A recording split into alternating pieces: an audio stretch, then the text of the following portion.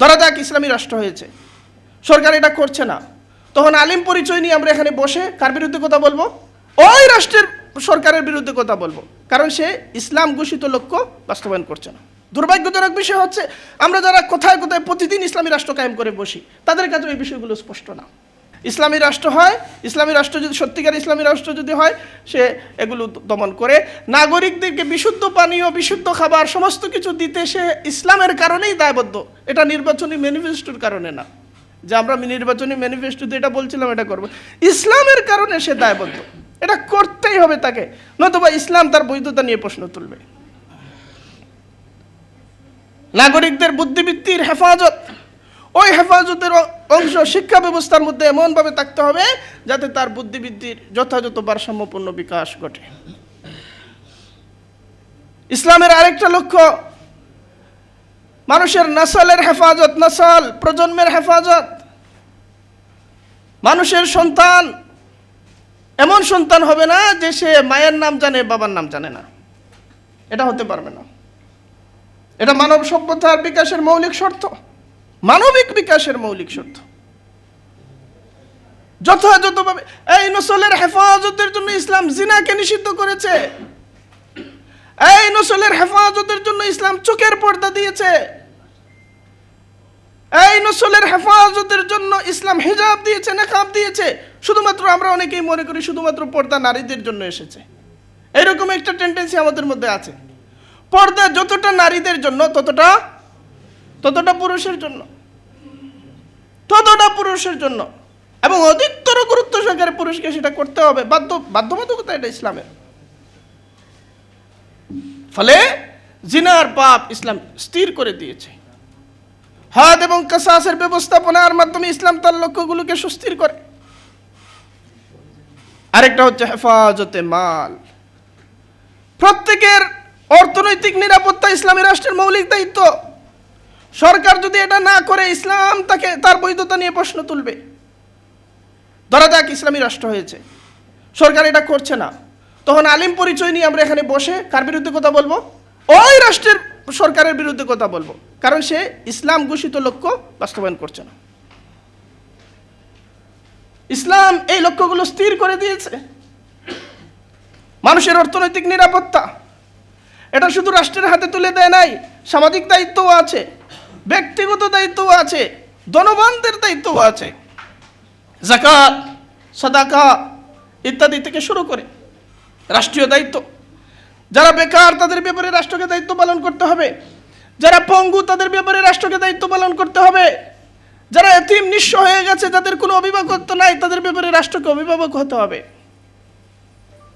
ইসলামী রাষ্ট্রের এই ফর্মুলেশন, ইসলামী রাষ্ট্রের এই ব্যবস্থাপনা, ইসলামী রাষ্ট্রের নাগরিকদের জন্য প্রদত্ত এই সমস্ত অধিকার হুকুক, এগুলোর ব্যাপারে জনগণকে সচেতন না করা পর্যন্ত আমরা বাস্তবসম্মত কোনো পরিবর্তন দেখতে পাবো না। ইসলামী রাষ্ট্রের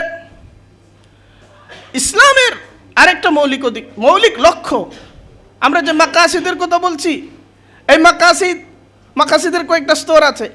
একটা হচ্ছে জরুরিয়াত, আমরা জরুরিয়াত নিয়ে কথা বলছি। এগুলো হচ্ছে মৌলিক, এগুলো হচ্ছে অপরিহার্য। ইমাম গাজালি জরুরিয়াত 5টা বলেছেন, পরবর্তীতে এগুলো আরো বাড়াইছেন, সম্প্রসারণ করেছেন।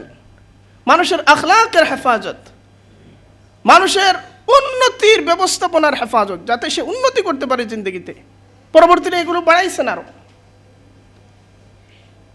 এই জরুরিয়াতের মধ্যে সবার উপরে হচ্ছে মাকাসিদের মধ্যে সবার উপরে জরুরিয়াত, তারপরে হাজিয়াত, তারপরে তাহসিনিয়াত। এর একটা নমুনা কি? নমুনা হলো জরুরিয়াত হলো যোগাযোগের জন্য রাস্তা থাকা। রাস্তা থাকলেই হবে না, হাজিয়াত হলো এমন রাস্তা হতে হবে, প্রশস্ত হতে হবে, একদিকে গাড়ি যাবে আরেকদিকে গাড়ি আসবে। আবার যারা গাড়িতে চলাফেরা করতে পারে না তাদের জন্য পর্যাপ্ত ফুটপাত, নিরাপদ ফুটপাত থাকতে হবে। রাস্তা সম্পর্কে বাংলাদেশের যে দৃষ্টিভঙ্গি, এটাই খারাপ। রাস্তা গাড়ি ঘোড়ার জন্য বানানো হয় না, রাস্তা বানানো হয় পায়ে চলার জন্য। রাস্তার আসলিয়ত, মৌলিকত্ব হলো পায়ে চলার জন্য। আমরা পায়ে চলার ব্যবস্থাপনাকে সহজ করবার জন্য গাড়ি ঘোড়ার আশ্রয় নেই। এটা হচ্ছে গৌণ, ওটা হচ্ছে মুখ্য। বাংলাদেশের রাস্তাগুলো পায়ে চলার ব্যবস্থা নেই। সম্পদ শেষ করে দেওয়া হয়েছে। আপনি ফ্রান্সে যান, ইটালিতে যান, আপনি পৃথিবীর অগ্রসর রাষ্ট্রগুলোতে যান, সবচেয়ে সম্ভ্রান্ত, সবচেয়ে সক্ষম মানুষগুলো, উন্নত মানুষগুলো, আদর্শ মানুষগুলো, যারা তাদের বিবেচনায় তারা পায়ে পায়ে হাঁটছে এবং দিব্যি পায়ে হাঁটছে।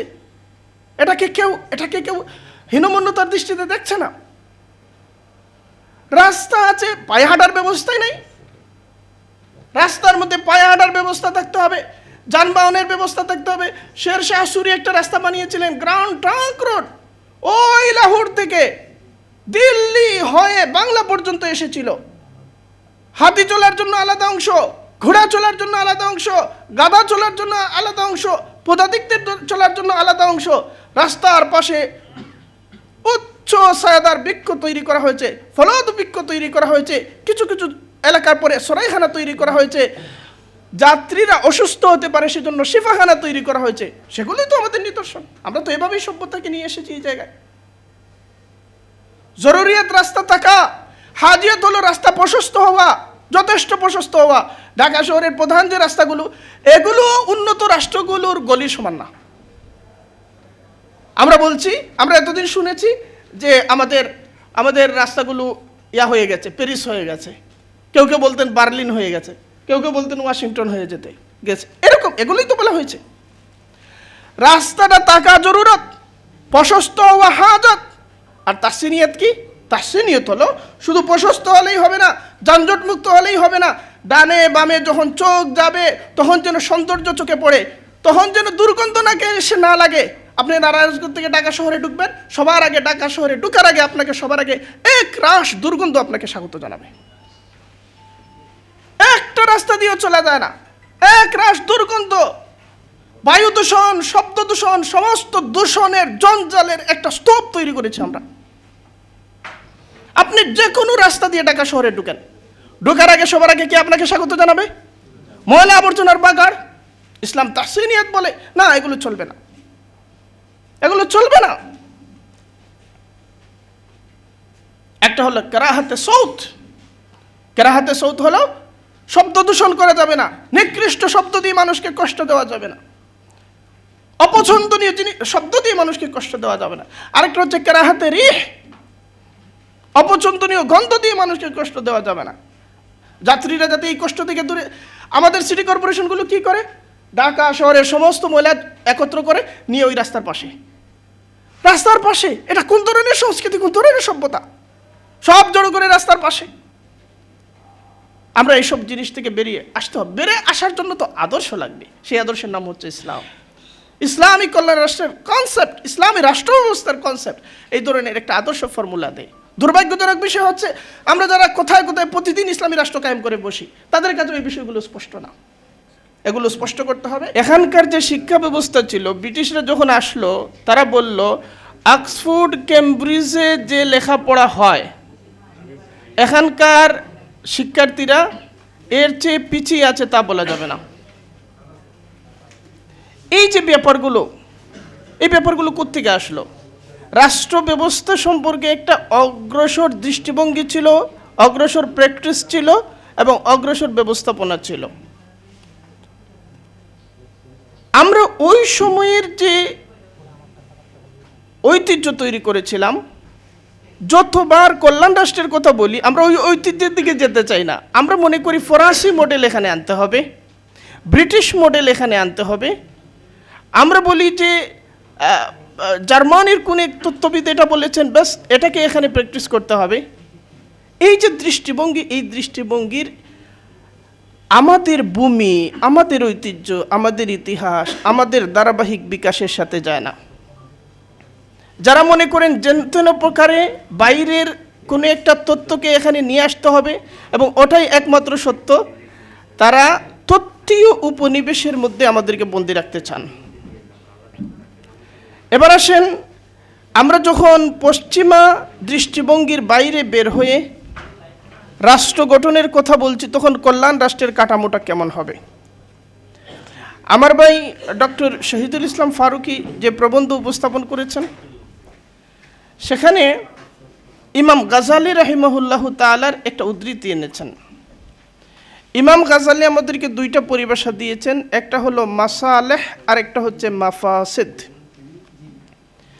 মাফাসিদ হচ্ছে যা কিছু আমাদের জন্য ক্ষতিকর, আভ্যন্তরীণভাবে হোক বাহ্যিকভাবে হোক, রাষ্ট্রের দায়িত্ব হচ্ছে তাকে প্রতিরোধ করা, তাকে মোকাবেলা করা, তার থেকে জনগণের সুরক্ষা বিধান করা।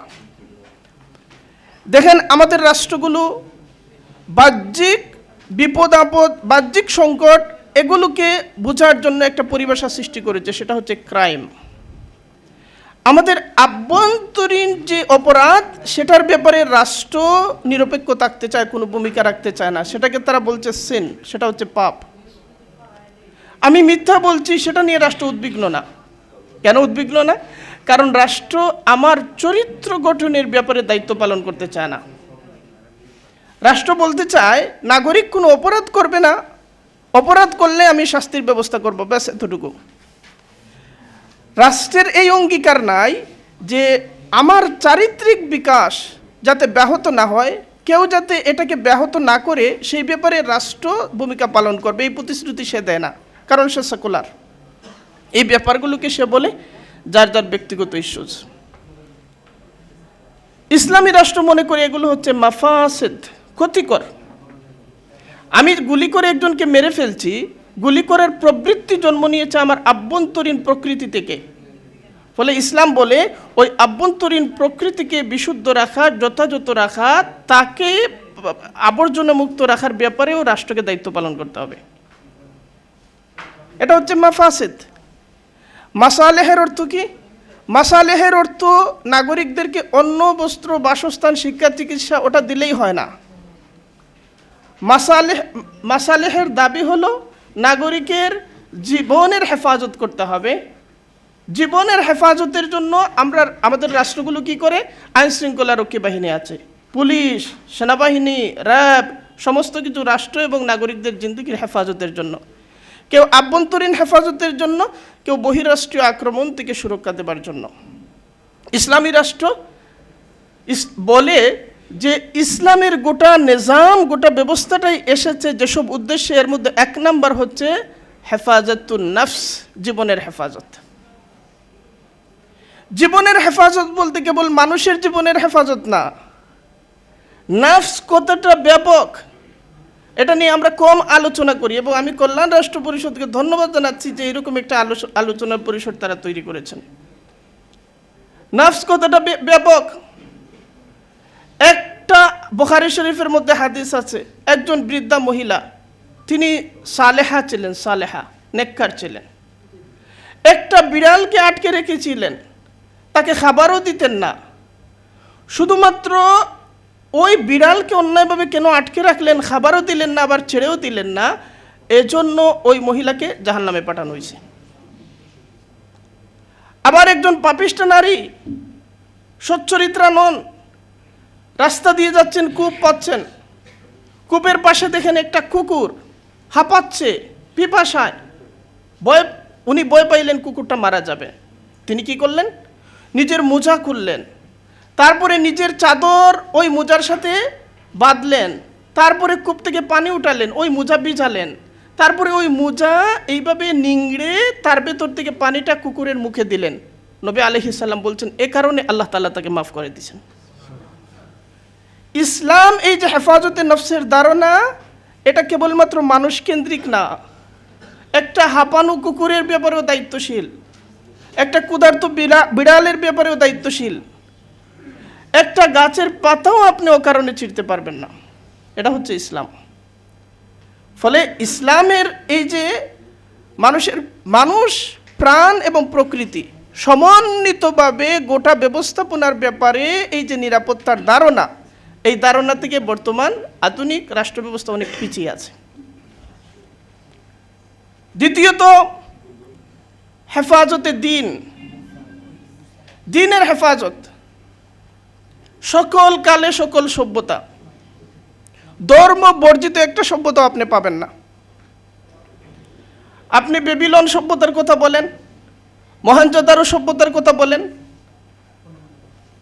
আপনি অজটেক সভ্যতার কথা বলেন, আপনি মেসোপটেমীয় সভ্যতার কথা বলেন, আপনি সিন্ধু সভ্যতার কথা বলেন, সমস্ত সভ্যতা ধর্ম নিয়ে বিকশিত হয়েছে। কোন ধর্মে বিশ্বাস করেন এরকম মানুষ ছিল, কিন্তু এরা কখনো গুরুত্বপূর্ণ উল্লেখযোগ্য সংখ্যার মানুষ ছিল না। ধর্ম বর্জিত একটা সভ্যতাও নাই পৃথিবীতে। এবং ধর্ম মানুষের আভ্যন্তরীণ চাহিদা। কেন ধর্ম জরুরি? দেখেন, আমাদের শারীরিক সুস্থতার জন্য খাবার জরুরি। খাবার না হলে আমরা মারা যাব। পিপাসা নিবারণের জন্য পানি না থাকলে মারা যাব, বাতাস না থাকলে মারা যাব, নিঃশ্বাস নিতে পারবো না। কিন্তু আমি তো কেবলমাত্র আমার দেহসত্তার নাম নই, এটা দার্শনিক প্রশ্ন। মানুষ তার দেহসত্তার নাম নয়। মানুষের প্রধান সত্তা তিনটা। একটা হচ্ছে তার বডি, আরেকটা হচ্ছে তার সোল, তার আত্মা, আরেকটা হচ্ছে তার মন মস্তিষ্ক, যেটা হচ্ছে তার মাইন্ড। পৃথিবীর সমস্ত বিশ্ববিদ্যালয় স্বীকার করে শিক্ষা হচ্ছে এই তিন জিনিসের সমন্বয়ের নাম। এই তিন জিনিসের সমন্বিত বিকাশের নাম হলো মানুষের সম্মিলিত যথার্থ বিকাশ। তাহলে এই যে আমার সোল, এই যে আমার আত্মা, তার খাবার কি, তার সুস্থতার ব্যবস্থা কি, তার বিকাশের ব্যবস্থা কি, এই বিকাশের ব্যবস্থা নিয়ে আসে ধর্ম। ইসলাম মানুষকে সামগ্রিকভাবে সমন্বিতভাবে দেখে, ফলে তার আত্মার বিকাশ তার মৌলিক প্রয়োজন। এখানে মৌলিক প্রয়োজন, মৌলিক অধিকারের যে সংজ্ঞা এবং যে ডেফিনেশন আমাদের সংবিধান স্থির করেছে, এটা অসম্পূর্ণ, এটা সীমাবদ্ধ। কারণ সে আমাকে একটা সমন্বিত সত্তা হিসাবে বুঝে না। আমার আত্মার প্রয়োজন, সেটাও যে পূরণ করা আমার মৌলিক অধিকার, এটা সে উপলব্ধি করতে ব্যর্থ হয়েছে। ধর্ম আসে এই আত্মার প্রয়োজন পূরণের জন্য, আত্মার সুস্থতার জন্য, আত্মার বিকাশের জন্য। সেটা না হলে কি হবে? সেটা না হলে আমার কোনো নৈতিক সত্তা গঠিত হবে না। আমি দেশের সর্বোচ্চ বিশ্ববিদ্যালয়ের সর্বোচ্চ ডিগ্রিধারী হতে পারি, কিন্তু আমার হাতে দেশের মানুষের অর্থনীতি নিরাপদ থাকবে না। আমার হাতে দেশ, রাষ্ট্রীয় ব্যবস্থা, রাষ্ট্রীয় ইনস্টিটিউট ধ্বংস হবে, বিকশিত হবে না। আমি জনগণের আমানতকে লুটের মাল মনে করব। এবং বাংলাদেশ তো এই সংকটের সম্মুখীন। বাংলাদেশের প্রধান অসুস্থতার নাম হলো দুর্নীতি। প্রধান অসুস্থতার নাম দুর্নীতি। এই দুর্নীতি দমনের জন্য আপনি কি করেছেন? কি ব্যবস্থা রেখেছেন? আইন রেখেছেন, পুলিশ রেখেছেন, কারাগার রেখেছেন। কিন্তু দুর্নীতির উৎস তো তার মনে, দুর্নীতির উৎস তো তার প্রবৃত্তিতে, দুর্নীতির উৎস তো তার মানসিকতায়। সেখান থেকে দুর্নীতির বীজ যদি উচ্ছেদ না করা যায়, তাহলে কিভাবে স্লোগান দিয়ে এবং পুলিশের বই দিয়ে দুর্নীতিমুক্ত রাষ্ট্র গঠন করবেন? ইসলাম বলে যে সামগ্রিক কাঠামোর দিকে নজর দিতে হবে। ফলে ধর্ম তার ওই ভেতর থেকে, মানসিক জগৎ থেকে, আত্মিক জগৎ থেকে এই উৎসগুলো দূর করে তাকে সত্যিকার মানুষ করে তুলবার জন্য ধর্ম। অতএব ধর্ম হচ্ছে মানুষের মৌলিক প্রয়োজন। মুসলিমদের জন্য ইসলাম। একজন হিন্দু তার ধর্ম নিয়ে জীবনযাপন করবে, সেটা তার মৌলিক অধিকার। একজন খ্রিস্টান তার ধর্ম নিয়ে জীবনযাপন করবে, একজন বৌদ্ধ তার ধর্ম নিয়ে জীবনযাপন করবে। আপনারা দেখবেন পুরো মুসলিম ইতিহাসে অন্য ধর্মাবলম্বী মানুষদেরকে জোর জবরদস্তির মাধ্যমে ধর্মান্তরীকরণ করার এবং মুসলিম বানানোর কোনো রেকর্ড নাই কোথাও। এই দিল্লি মুসলমানরা শাসন করেছেন শতাব্দীর পর শতাব্দী। তারা যদি জবরদস্তি করতেন, তাহলে দিল্লি রাজধানী এর আশপাশের অঞ্চলগুলোতে মুসলিমরা সংখ্যা লঘু, হিন্দুরা সংখ্যা গুরু। এটা কেন? যদি শাসকরা রাজনৈতিক শক্তি প্রয়োগের মাধ্যমে, রাষ্ট্রীয় শক্তি প্রয়োগের মাধ্যমে নাগরিকদেরকে ধর্মান্তরে বাধ্য করতেন, তাহলে ভারতের চিত্র আজ যেরকম আছে এরকম থাকতো না, বদলে যেত। বদলে যেত, শতাব্দীর পর শতাব্দী এটা করেছেন। বাংলাদেশে মুসলিমরা সংখ্যাগরিষ্ঠ কখন হয়েছেন? মুসলিম শাসন আমলে হন নাই, খলজি আমলে হন নাই, স্বাধীন সুলতানি আমলে হন নাই, পাঠান আমলে হন নাই, মুঘল আমলে হন নাই, নবাবী আমলে হন নাই, হাবশি আমলে হন নাই। হয়েছেন কখন? ব্রিটিশ আমলে, যখন মুসলিমরা পরাজিত, তখন মুসলিমরা সংখ্যাগরিষ্ঠ হয়েছেন। সমস্ত ঐতিহাসিক সার্ভে এটা স্বীকার করছে। এর মানে কি? ইসলাম কোথাও রাষ্ট্রীয় শক্তি প্রয়োগ করে নাগরিকদেরকে জোরপূর্বক অমুসলিমদেরকে মুসলিম বানানোর চেষ্টা করে নাই। কেন করে নাই? শাসকরা কেন করে নাই? কারণ তাদের হাত পা বেঁধে দিয়েছে ইসলাম। এটা সে করতে পারবে না, ইসলামের কাছে সে অপরাধী হবে। প্রত্যেক নাগরিকদের ধর্মের হেফাজত, এবং হ্যাঁ, দিনের জন্য দাওয়াত হবে, দিনের জন্য দাওয়াত হবে, দাওয়াতকে গালিব করা হবে, ছড়ানো হবে। সে তার পেছনে রাষ্ট্রীয় প্রণোদনা থাকবে, রাষ্ট্র দিনের মহিমা মাহাত্ম্য তুলে ধরবে। ফলে তার দিনের হেফাজত, প্রত্যেক নাগরিক ধর্ম পালনের স্বাধীনতা ভোগ করবে। এতটুকু দিয়ে তো হয় না। ধর্ম পালনের স্বাধীনতা, পালন না করার স্বাধীনতা সবই ঠিক আছে, কিন্তু এখান থেকে কোনো ব্যবস্থাপত্র বেরিয়ে আসে না। সংবিধান এটাই দিচ্ছে, এই গর্তের মধ্যে আমাদের আটকে রেখেছে। আরেকটা হচ্ছে হেফাজতে আকাল, আমাদের বুদ্ধিবৃত্তির হেফাজত। মানুষ দেহসত্তা, আত্মিক সত্তা এবং মন, মানসিক এবং মস্তিষ্কগত সত্তা, এগুলোর সমন্বিত রূপ। ফলে তার মস্তিষ্কের হেফাজত, বুদ্ধিবৃত্তির হেফাজত, এটা ইসলামী রাষ্ট্রের মৌলিক দায়িত্ব। এবং এটা ইসলামী রাষ্ট্রের শুধু না, ইসলামেরও মৌলিক দায়িত্ব। ইসলাম যে সমস্ত লক্ষ্য নিয়ে এসেছে এর মধ্যে এটা অন্যতম। ইসলাম যে মদ্যপান নিষিদ্ধ করেছে, কেন নিষিদ্ধ করেছে? অনেকেই যে ইসলামী রাষ্ট্র যদি হয় তাহলে মদ তো পান করা যাবে না, তারা বড় ব্যতীত, মদ পান করা যাবে না। অনেকেই ব্যতীত যে গাঞ্জা পান করা যাবে না, তারা বড় ব্যতীত। তারা মনে করেন এটা তাদের অধিকার, এটা তারা করতে হবে তাদেরকে। ইসলাম এটা করেছে কেন? জবরদস্তির জন্য না। ইসলামের মৌলিক উদ্দেশ্যগুলোর মধ্যে একটা হলো মানুষের মস্তিষ্কের হেফাজত। মদ্যপানের মাধ্যমে মানুষের মস্তিষ্কের বিকৃতি ঘটে, বিনাশ ঘটে, এই কারণে মদ্যপান নিষিদ্ধ করেছে ইসলাম। এবং যে সমস্ত উপাদান আপনার পানীয়ের মধ্যে, আপনার খাবারের মধ্যে, এখান থেকে বের হয়ে, প্রেস ক্লাব থেকে বের হয়ে ওখানে আপনি কি পাবেন? খাবারের নামে যে সমস্ত পণ্য, বিষাক্ত উপাদানগুলো মিশ্রিত করা হয়েছে, এগুলো অব্যাহতভাবে খেতে থাকলে আপনার মস্তিষ্ক নষ্ট হবে, আপনার মানসিক জগতে বিকলাঙ্গতা তৈরি হবে, চিন্তা করার ক্ষমতা নষ্ট হয়ে যাবে। ইসলামী রাষ্ট্র হয়, ইসলামী রাষ্ট্র যদি সত্যিকার ইসলামী রাষ্ট্র যদি হয়, সে এগুলো দমন করে নাগরিকদেরকে বিশুদ্ধ পানীয়, বিশুদ্ধ খাবার সমস্ত কিছু দিতে সে ইসলামের কারণেই দায়বদ্ধ। এটা নির্বাচনী ম্যানিফেস্টোর কারণে না, যে আমরা নির্বাচনী ম্যানিফেস্টোতে এটা বলছিলাম এটা করব, ইসলামের কারণে সে দায়বদ্ধ। এটা করতেই হবে তাকে, নতুবা ইসলাম তার বৈধতা নিয়ে প্রশ্ন তুলবে।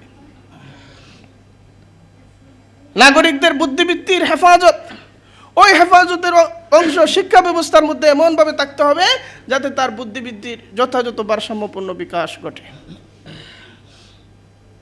ইসলামের আরেকটা লক্ষ্য মানুষের নসলের হেফাজত, নসল প্রজন্মের হেফাজত। মানুষের সন্তান এমন সন্তান হবে না যে সে মায়ের নাম জানে, বাবার নাম জানে না, এটা হতে পারবে না। এটা মানব সভ্যতার বিকাশের মৌলিক শর্ত, মানবিক বিকাশের মৌলিক শর্ত। যথাযথভাবে এই নসলের হেফাজতের জন্য ইসলাম জিনাকে নিষিদ্ধ করেছে, এই নসলের হেফাজতের জন্য ইসলাম চোখের পর্দা দিয়েছে, এই নসলের হেফাজতের জন্য ইসলাম হিজাব দিয়েছে, নেকাব দিয়েছে। শুধুমাত্র আমরা অনেকেই মনে করি শুধুমাত্র পর্দা নারীদের জন্য এসেছে, এরকম একটা টেন্ডেন্সি আমাদের মধ্যে আছে। পর্দা যতটা নারীদের জন্য ততটা পুরুষের জন্য, এবং অধিকতর গুরুত্ব সহকারে পুরুষকে সেটা করতে হবে, বাধ্যবাধকতা এটা ইসলামের। ফলে জিনার পাপ ইসলাম স্থির করে দিয়েছে। হাদ এবং কাসাসের ব্যবস্থাপনার মাধ্যমে ইসলাম তার লক্ষ্যগুলোকে সুস্থির করে। আরেকটা হচ্ছে হেফাজতে মাল। প্রত্যেকের অর্থনৈতিক নিরাপত্তা ইসলামী রাষ্ট্রের মৌলিক দায়িত্ব। সরকার যদি এটা না করে ইসলাম তাকে তার বৈধতা নিয়ে প্রশ্ন তুলবে। ধরা যাক ইসলামী রাষ্ট্র হয়েছে, সরকার এটা করছে না, তখন আলিম পরিচয় নিয়ে আমরা এখানে বসে কার বিরুদ্ধে কথা বলবো? ওই রাষ্ট্রের সরকারের বিরুদ্ধে কথা বলবো, কারণ সে ইসলাম ঘোষিত লক্ষ্য বাস্তবায়ন করছে না। ইসলাম এই লক্ষ্যগুলো স্থির করে দিয়েছে। মানুষের অর্থনৈতিক নিরাপত্তা এটা শুধু রাষ্ট্রের হাতে তুলে দেয় নাই, সামাজিক দায়িত্বও আছে, ব্যক্তিগত দায়িত্বও আছে, জনগণদের দায়িত্বও আছে। যাকাত, সাদাকা ইত্যাদি থেকে শুরু করে রাষ্ট্রীয় দায়িত্ব। যারা বেকার তাদের ব্যাপারে রাষ্ট্রকে দায়িত্ব পালন করতে হবে, যারা পঙ্গু তাদের ব্যাপারে রাষ্ট্রকে দায়িত্ব পালন করতে হবে, যারা এতিম নিঃস্ব হয়ে গেছে, যাদের কোনো অভিভাবকত্ব নাই, তাদের ব্যাপারে রাষ্ট্রকে অভিভাবক হতে হবে। ইসলামী রাষ্ট্রের এই ফর্মুলেশন, ইসলামী রাষ্ট্রের এই ব্যবস্থাপনা, ইসলামী রাষ্ট্রের নাগরিকদের জন্য প্রদত্ত এই সমস্ত অধিকার হুকুক, এগুলোর ব্যাপারে জনগণকে সচেতন না করা পর্যন্ত আমরা বাস্তবসম্মত কোনো পরিবর্তন দেখতে পাবো না। ইসলামী রাষ্ট্রের, ইসলামের আরেকটা মৌলিক লক্ষ্য, আমরা যে মাকাসিদের কথা বলছি, এই মাকাসিদের কয়েকটা স্তর আছে। একটা হচ্ছে জরুরিয়াত, আমরা জরুরিয়াত নিয়ে কথা বলছি। এগুলো হচ্ছে মৌলিক, এগুলো হচ্ছে অপরিহার্য। ইমাম গাজালি জরুরিয়াত 5টা বলেছেন, পরবর্তীতে এগুলো আরো বাড়াইছেন, সম্প্রসারণ করেছেন। মানুষের আখলাকের হেফাজত, মানুষের উন্নতির ব্যবস্থাপনার হেফাজত, যাতে সে উন্নতি করতে পারে জিন্দগিতে, পরবর্তীতে এগুলো বাড়াইছেন আরো। এই জরুরিয়াতের মধ্যে সবার উপরে হচ্ছে, মাকাসিদের মধ্যে সবার উপরে জরুরিয়াত, তারপরে হাজিয়াত, তারপরে তাহসিনিয়াত। এর একটা নমুনা কি? নমুনা হলো, জরুরিয়াত হলো যোগাযোগের জন্য রাস্তা থাকা। রাস্তা থাকলেই হবে না, হাজিয়াত হলো এমন রাস্তা হতে হবে, প্রশস্ত হতে হবে, একদিকে গাড়ি যাবে, আরেকদিকে গাড়ি আসবে। আবার যারা গাড়িতে চলাফেরা করতে পারে না, তাদের জন্য পর্যাপ্ত ফুটপাত, নিরাপদ ফুটপাত থাকতে হবে। রাস্তা সম্পর্কে বাংলাদেশের যে দৃষ্টিভঙ্গি, এটাই খারাপ। রাস্তা গাড়ি ঘোড়ার জন্য বানানো হয় না, রাস্তা বানানো হয় পায়ে চলার জন্য। রাস্তার আসলিয়ত, মৌলিকত্ব হলো পায়ে চলার জন্য। আমরা পায়ে চলার ব্যবস্থাপনাকে সহজ করবার জন্য গাড়ি ঘোড়ার আশ্রয় নেই। এটা হচ্ছে গৌণ, ওটা হচ্ছে মুখ্য। বাংলাদেশের রাস্তাগুলো পায়ে চলার ব্যবস্থা নেই। পায়ে চলা ফুটপাত শেষ করে দেওয়া হয়েছে। আপনি ফ্রান্সে যান, ইটালিতে যান, আপনি পৃথিবীর অগ্রসর রাষ্ট্রগুলোতে যান, সবচেয়ে সম্ভ্রান্ত, সবচেয়ে সক্ষম মানুষগুলো, উন্নত মানুষগুলো, আদর্শ মানুষগুলো, যারা তাদের বিবেচনায় তারা পায়ে হাঁটছে এবং দিব্যি পায়ে হাঁটছে। এটাকে কেউ হীনমন্যতার দৃষ্টিতে দেখছে না।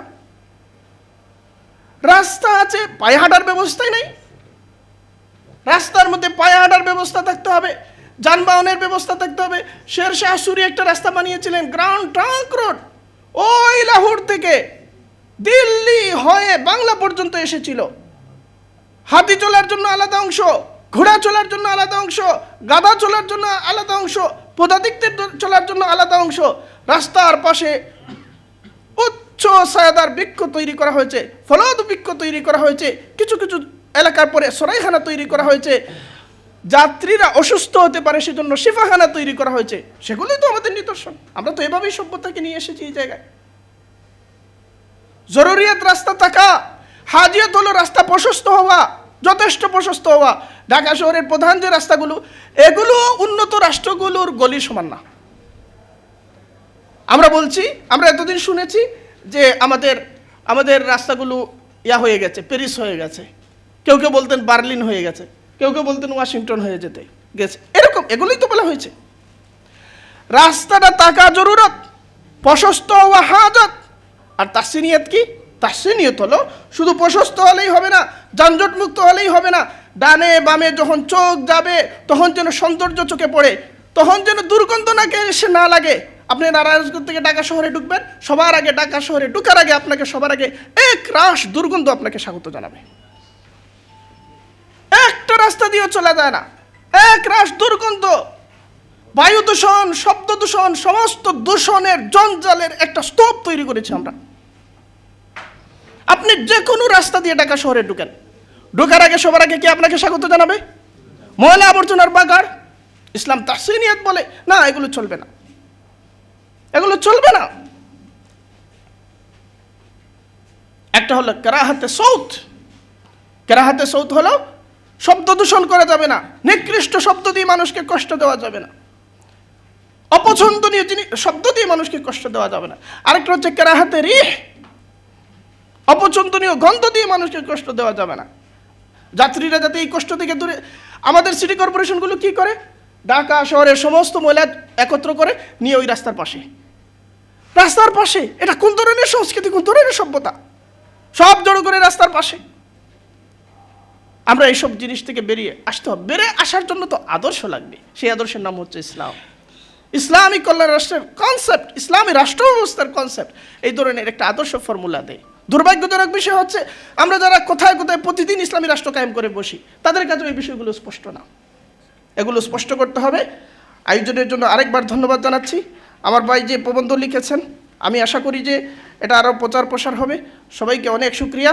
আসসালামু আলাইকুম রহমতুল্লাহ।